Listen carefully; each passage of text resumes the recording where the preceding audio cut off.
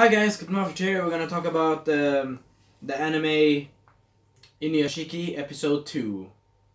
So it begins with our other protagonist, Hero, which is the villain of the show. But I think he's more a conflicted soul, for now. But he is also kind of a conflicted youth, we could say. Anyway, he's really also kind of an asshole sometimes. But that's gonna come later in the episode, of course. But anyway, we begin with him coming to his friend's home. Which is his friend again, I need to remember that. Nayuki Ando. Or Andu. Ando. His friend Andu, which is Nayuki Andu. The full name, Nayuki Andu. Anyway. He comes to his friend and he says, why do you not at school? Why you're not at school anyway? And he's like, yeah, because of the bullies. They wanted to hit me and up on the roof. And he's like, yeah, I'm gonna try to stop that, but please could you go back to school or something? And also, he also talked about a news that there have been several murders in the recent area. And then he tries to joke and tries to say like, yeah, it was you were the murderer. But of course he's joking, of course, because it's not him that is the murderer, actually. We will soon find it enough. Or, hope you enjoy me. But we'll soon find it,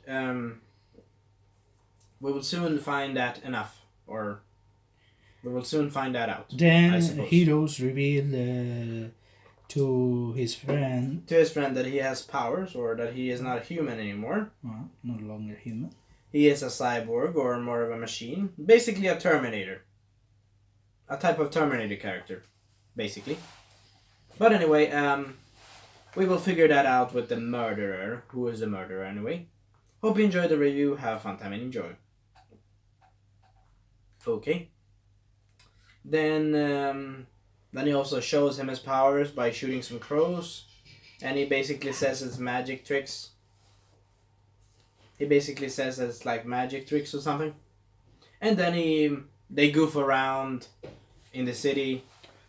But then the problem becomes that his friend, or it's not Hero, it's his childhood friend, discovers that these things that he calls magic is not magic. Because he controls the car, because he is a cyborg, and he controls, it's an alien technology, so he controls the tech by controlling the vehicles, and hundreds of people got damaged. Some of them survived, some of them didn't.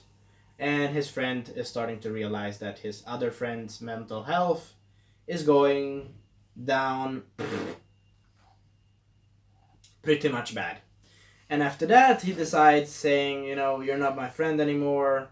Or like, I will go to school, but you're not exactly my friend. I'm a bit afraid. And he's like, I will take care of those bullies that did damage to you. It's a nice thing that he wants to take care of the bullies. But contrasting what he did with the cars, or what he did in the city, with all of those vehicles and innocent people, he did like this. He basically did like a person that does orchestra, except he moved around the cars like this. And like, wham. Not good. So, handling the bullies is not going to be a good idea. I'm just saying. But anyway, hope you enjoy.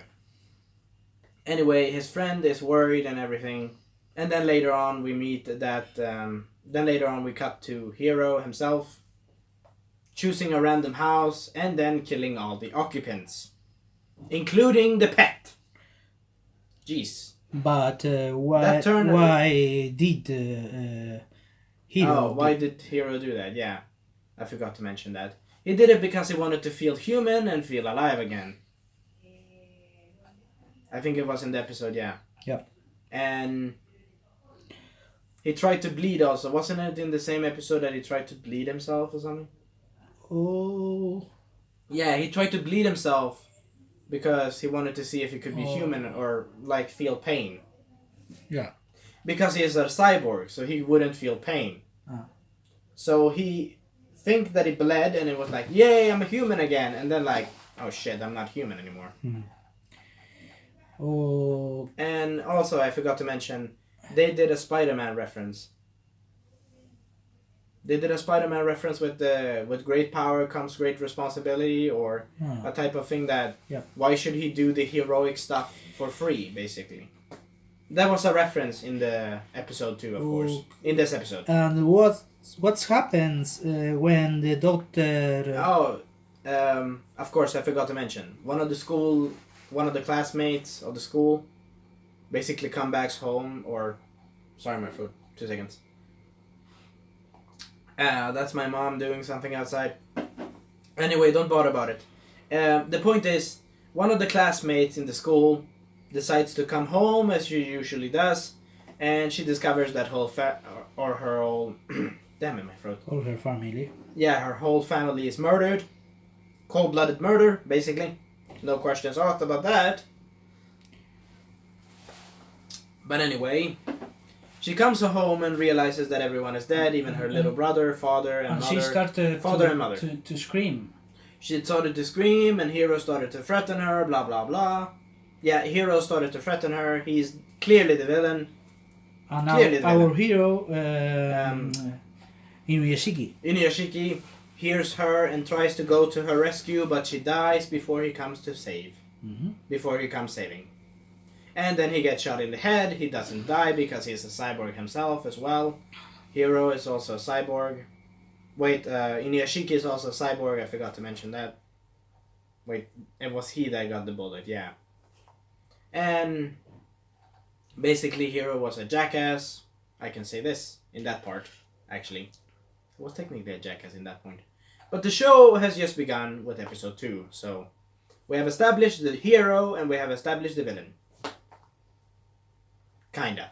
Yeah, to be fair, yes. I'm a bit... If I'm not talking very correctly in this review, it's because I'm a bit tired in my mouth. And I'm also a bit tired because I've gone to the gym as well, so... I'm a bit tired anyway, guys. So, we see you next time. I enjoyed this episode, though. I enjoyed it.